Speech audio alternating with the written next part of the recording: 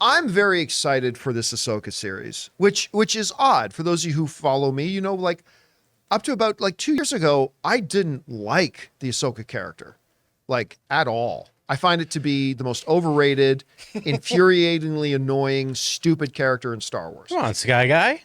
Come on, Sky Guy. Somebody kill that kid. Anyway. They tried. But then Rebels came along.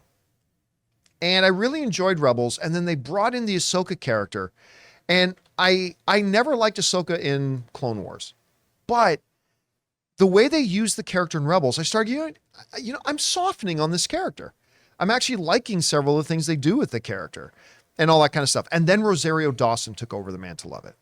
And I loved what we saw with her in on Disney Plus so far, to the point that I'm now legitimately excited, partially because I've warmed up a lot on the Ahsoka character, at least the current iteration of the character, but also because it's basically the next season of Rebels. Yeah. And I loved Rebels. So I'm really looking forward to all that. Yes, very concerned about their sporadic runtimes, like they don't seem to know how to put a TV show together. That being said, I've got a lot of enthusiasm, and they just put out who's directing. They put out a director's list, and I got to tell you, it's made me even more excited. Now, Dave Filoni is, the creator of the Ahsoka character, is directing episodes 1 and 5. And by the way, we said on the show the other day that this is a 6-episode thing. It's not. It's 8 episodes. So 2 more episodes than what we thought. So it's an 8-episode season. Dave Filoni is going to do 1 and 5. Again, being very conservative. I love his approach to this in how much he takes on trying to direct live action, right? Because remember, before Mandalorian, he'd never directed anything live action before in his life. And he's got like the best attitude in the world. I remember the behind the scenes of Mandalorian, they showed him on set of the, when he was going to be directing an episode, and he goes, I don't know what the fuck I'm doing. Thank God I got Jon Favreau here. It's like, you know what? A guy with that kind of attitude is limitless in what their potential is. That kind of attitude, it's like, I don't know what I'm doing. I need to soak up and learn. There's no telling how good this guy can be. Anyway, so it's taking it very slow. And I think a lot of people thought Dave Filoni would just come out and direct the whole series, but instead he's showing the wisdom beyond his years. He's like, nope, I'm just going to do a couple of the episodes. I'm going to do the first episode to set the tone. I'm going to do one other episode. And they've got together a really nice list of other directors. Take a look at this. Steph Green, who was one of the directors on Watchmen. Of course, also one of the directors on Book of Boba Fett. We all know what we think of Book of Boba Fett around here. Not so good. But Watchmen is directing the 2nd and 3rd episodes. Peter Ramsey, one of the directors of Spider-Man Into the Spider-Verse, and he's done some work on Mandalorian, is going to be doing the 4th episode. Jennifer Getzinger from Daredevil and Westworld will be directing the 6th episode. Geta Vasant Patel from House of the Dragon is going to be doing the 7th episode. And Rick Famuyiwa is going to be doing the, I believe, the final episode as well. Of course, he's got a lot of experience working on the Star Wars Disney Plus shows. And his episodes have all been good. So I got to tell you, I look at this. This is a really legit, nice lineup of seasoned, not just seasoned television directors, but ones that have had success, with genre television. Again, it doesn't mean the series is going to be great, but this is definitely a good sign. I really like this lineup of talent they have here.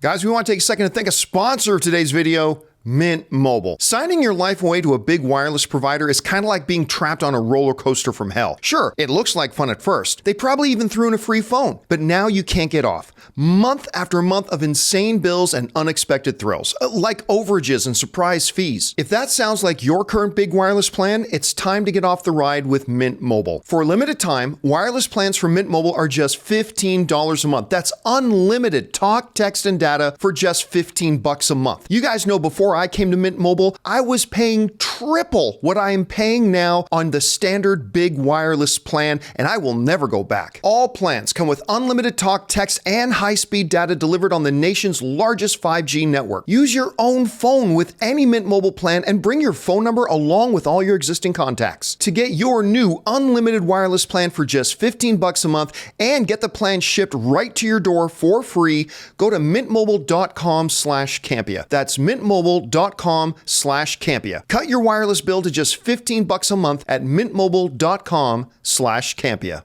Chris, I mean, with genre stuff, animation, this is basically a live action version of an animation, stuff like that. Yeah. In any medium, directors are so important. Obviously, they play a bit of a different role on television than they do in a movie. But you take a look at this lineup. Does this look like a good lineup to you? Does it make you more hopeful for the series? I don't know. What do you think about it? This looks like a killer lineup. And the one who I am most excited about is Geeta Patel on here. She is such an interesting director who has a very varied background of work. So she was on House of the Dragon. She did the Lord of the Tides episode, which is such a good episode. And her, you know how they do the little making of this episode at the end of the episode? Her little bit in that was like one of the best of the season. She's also hilarious. Yes. She handles comedy really, really well. Her husband's a comedic actor as well. She's done everything from The Magicians to The Great to P-Valley. So she has a very, very diverse range of what kind of shows she's worked on. And I think that's something that's so interesting to bring into the Star Wars world, which you see with a lot of these directors on this list too, is people who are really great at world building, but really great at making it very grounded and relatable. So even in something as fantastical as House of the Dragon, it's Succession. It's a political drama. And in that episode in particular, we're really leaning into politics and family drama. Yeah. This show, because it is so intrinsically tied to political mayhem, that's really all Star Wars is at the end of the day, is uprising from governments. I think she's a really, really cool pick for this, along with all these other great directors. I'm really excited. And right now, we're 1 week away. Mm-hmm. It's kind of, it's weird. I was thinking about this morning. It's weird that Blue Beetle's here. I still remember when we announced Warner Brothers is doing a Blue Beetle movie, and today's the day we're going to see that. And it's like, we've been talking about Ahsoka for so long. Well, you got to go back to that famous Disney investors live stream thing when they announced Ahsoka. That was years ago. Yeah. And here we are. It's coming out next week. Very, very excited to see it. You know what? I said I was done with Disney Plus midnight screenings. Come on. I think I'm going to have to at least do the initial episode. What? I think I'm going to have to at least do the kickoff episodes. Do the midnight screening of that. Just to see. Just to see. Yeah, just to see. I'm done with it with Marvel stuff, but I'm going to at least try it with this one and see. 8 a.m. with my brekkie. You don't have to tell everybody, you could watch it and then just quietly just go ahead. No, you don't have to make promises to us. I'm going to do the midnight screening of it. I'm actually legitimately looking forward to it, that I'm not going to want to wait till the next morning. I'm going to want to stay up. I'm going to have Ray come over, barbecue some stuff, some late night barbecue. You get to stay up oh my God. And it's going to be great. I can't wait to meet this Rebels crew like I always do. that everyone talks about, because I didn't watch the animated series. So same thing with the One Piece series come out.